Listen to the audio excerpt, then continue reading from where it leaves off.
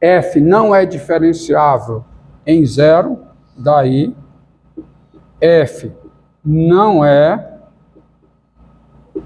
diferenciável em 0 e em 3. E 0 e 3, olha aqui, pontos no domínio no qual a função f não é diferenciável. Conclusão, 0 e 3 são pontos críticos de f. Tá? Assim, 0 e 3 são pontos, o quê? Críticos. De quem? De f. Portanto, essa função ela tem 3 pontos críticos. Um ponto crítico no qual a derivada é 0, que é quem?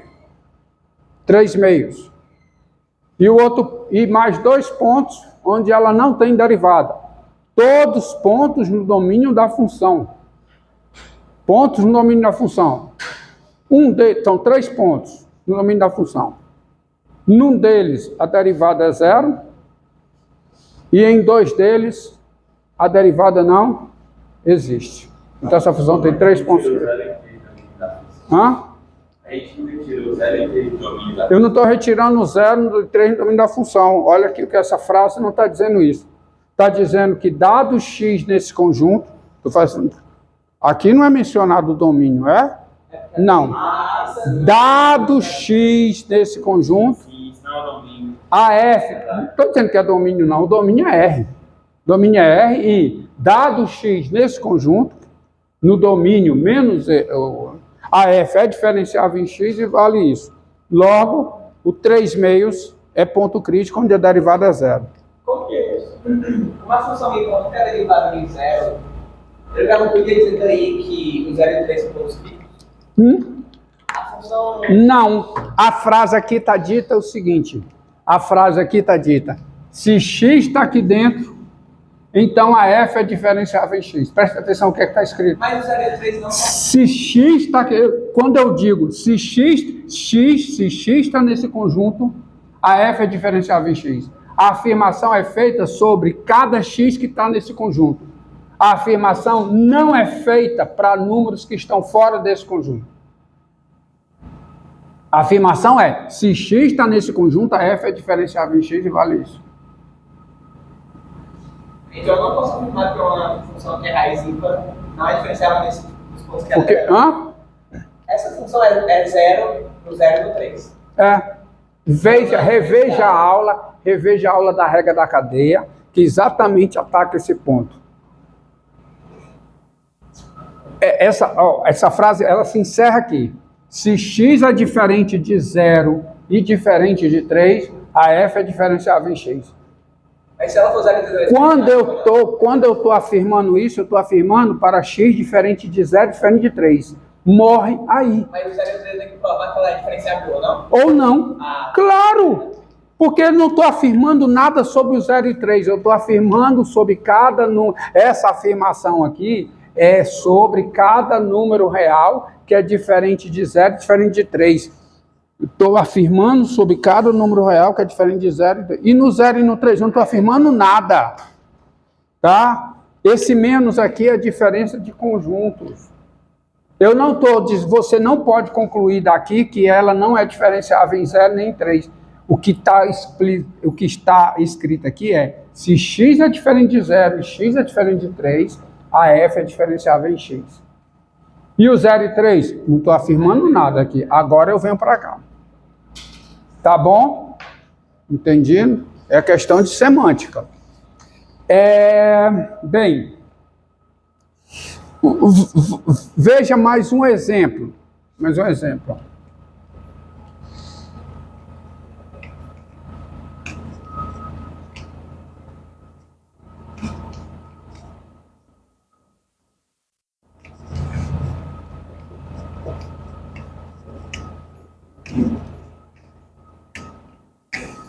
Seja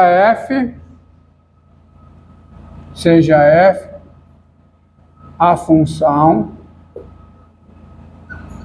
dada por f de x igual a x à terceira. Qualquer que seja o x real.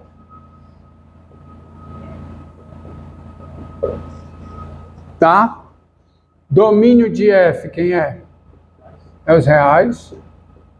F é diferenciável. E a derivada da f em x, quem é? 3x2. Qualquer que seja o x real. Logo, eu posso afirmar que zero é o ponto crítico de f. Ponto onde a derivada é zero. Então, logo, zero é... Aí cabe artigo definido aqui, ó. É o ponto crítico de f. Só tem esse ponto crítico. Ponto porque um ponto crítico para essa função é um ponto onde a derivada é zero, porque trata-se de uma função diferenciável. Ela tem derivada em todos os pontos do seu domínio. Então, o ponto crítico é um ponto no qual a derivada é zero, que é o zero. Então, o zero é um ponto crítico. Esse exemplo, embora eu não tenha... Tá certo? Esse exemplo, eu tenho 3 pontos críticos. Esse e esse. Só esses 3, não tem mais outros. Tá? Zero é o ponto crítico de f. Mas o que eu quero ressaltar é o seguinte, ó. Se AB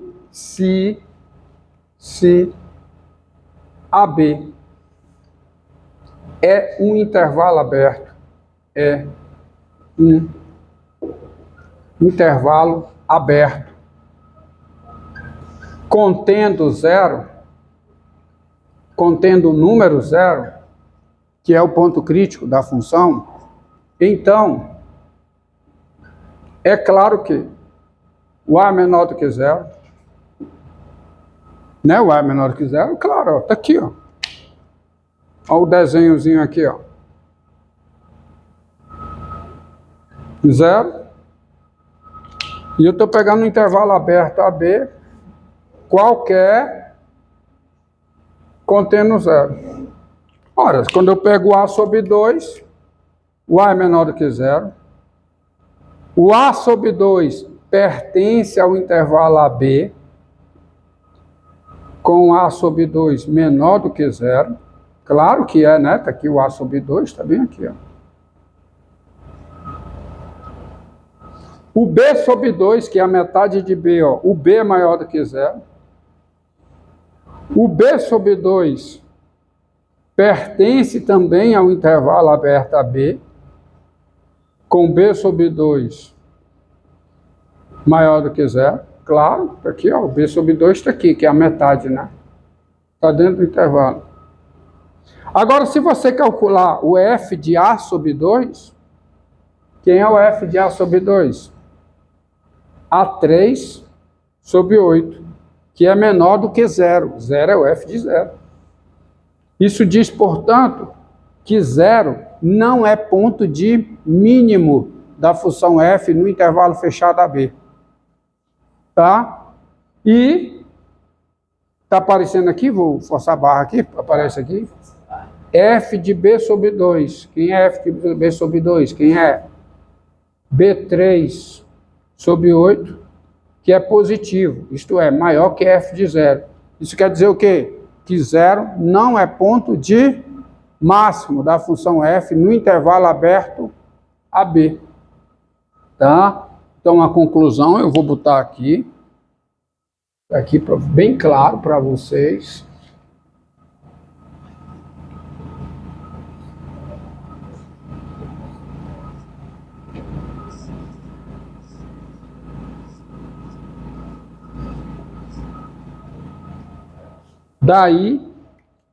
Daí, ó, qual é a conclusão? Daí, qual é?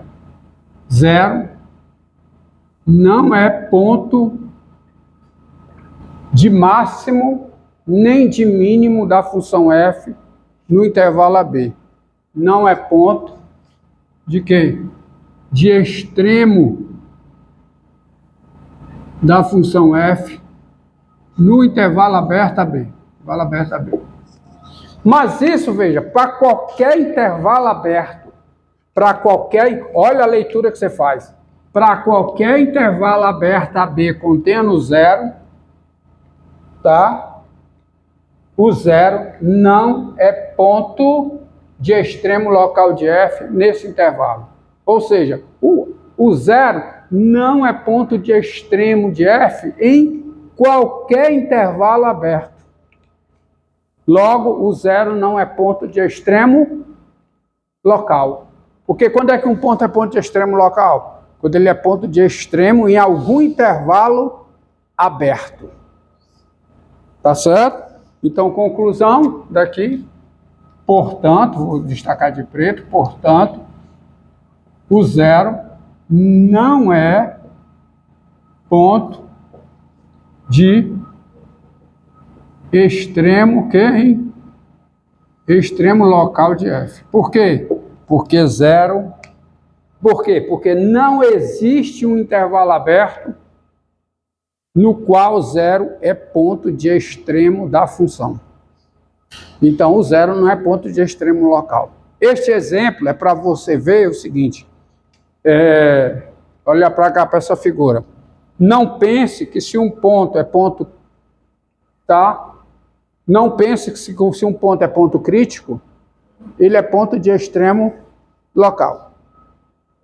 A figura, né, como esse aqui é o caso. Esse exemplo cai nesse caso aqui. Então, nem todo ponto crítico é ponto de extremo local. Mas tem uma proposiçãozinha aqui que diz o seguinte. Proposição.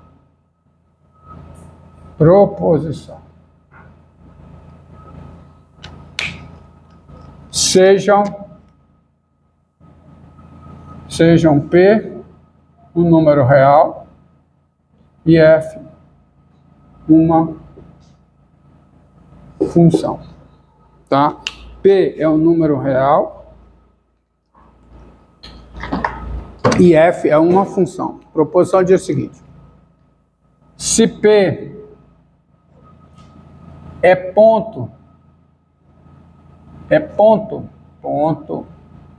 se P é ponto de extremo local de F, isto é ponto de mínimo local ou é ponto de máximo local, então P é ponto crítico de F.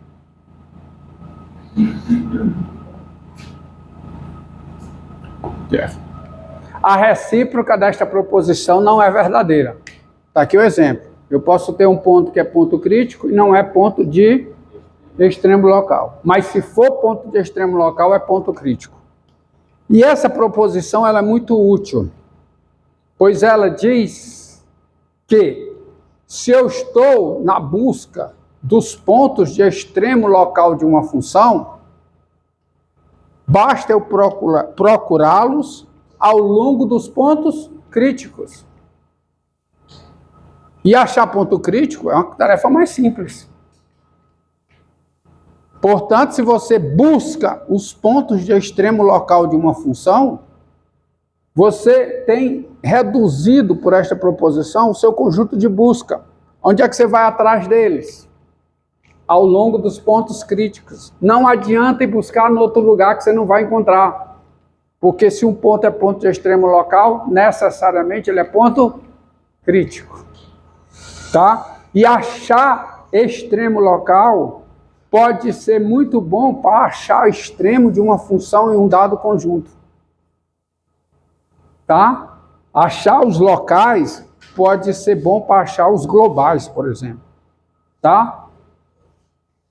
Entendido aí? Ainda tem como a gente achar o ponto de extremo sem achar os pontos críticos.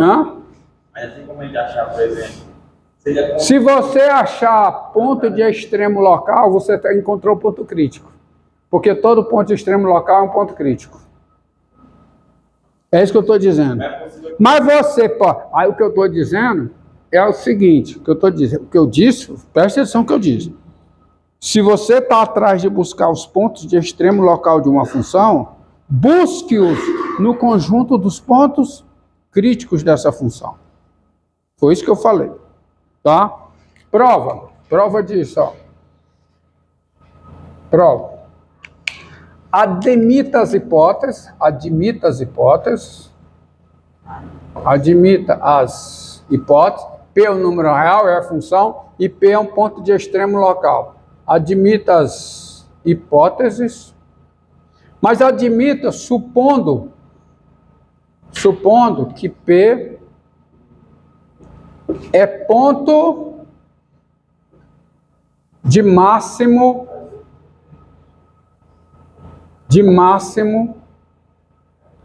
local de F. O que significa ser ponto de máximo local? Significa ser ponto de máximo em algum intervalo aberto. Então, daí a conclusão lógica é que P pertence ao domínio de F e existe um intervalo aberto no qual P é ponto de máximo da função. Ou seja, e existe um delta positivo, podemos dizer assim, tal que f de x é maior que ou igual a f de p, qualquer que seja x nesse intervalo aqui, ó. Por quê? Porque se existe um intervalo, preste bem atenção, se existe um intervalo aberto no qual P é ponto de máximo da função f, existe um intervalo aberto de raio positivo e centro P, tal que isso acontece. Se existe um aberto, existe um intervalo de centro P e raio positivo, tal que isso acontece. Daí, assim, que eu já usei o daí, assim, você vai ter o seguinte, olha aqui, ó, presta atenção. Se você tem isso aqui, o que é que você pode dizer sobre isso, sobre esta expressão, sobre o sinal dessa expressão para todo x no intervalo P menos delta P? Pegar assim, intervalo P menos delta P. Olha, o que é que você pode concluir? Bem, eu sei que nesse intervalo aqui, e portanto nesse, o f de x é maior que ou igual a f de p. Então isso aqui é... Outra coisa, é só um negócio. Tem uma inconsistência aqui na conclusão a partir da hipótese. Supondo que P é ponto de máximo local. Daí existe P no domínio de F, daí P pertence ao domínio de F, e existe delta maior que zero, tal que... Isso aqui, né? O ponto é o ponto de máximo local.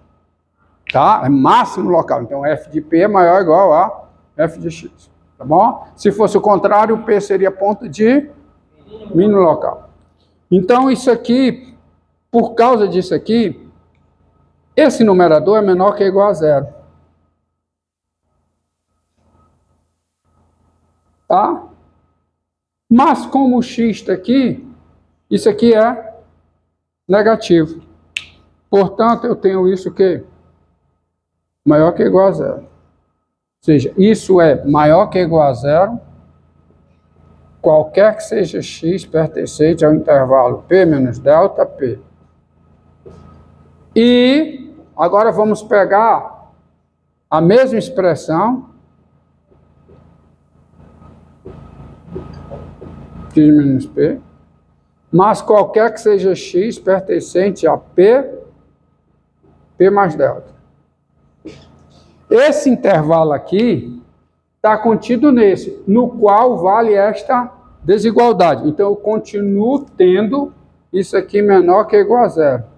Só que agora, como o x está ali, isso é positivo. Ou seja, essa desigualdade, esse quociente é menor que... Negativo não, cara. Menor que ou igual a zero. Negativo é menor do que zero. Tá? Então, observe isso aí. Isso é de eu supor que P é ponto de máximo local. Aí eu quero provar que P é ponto crítico. Eu vou provar isso diante de duas possibilidades.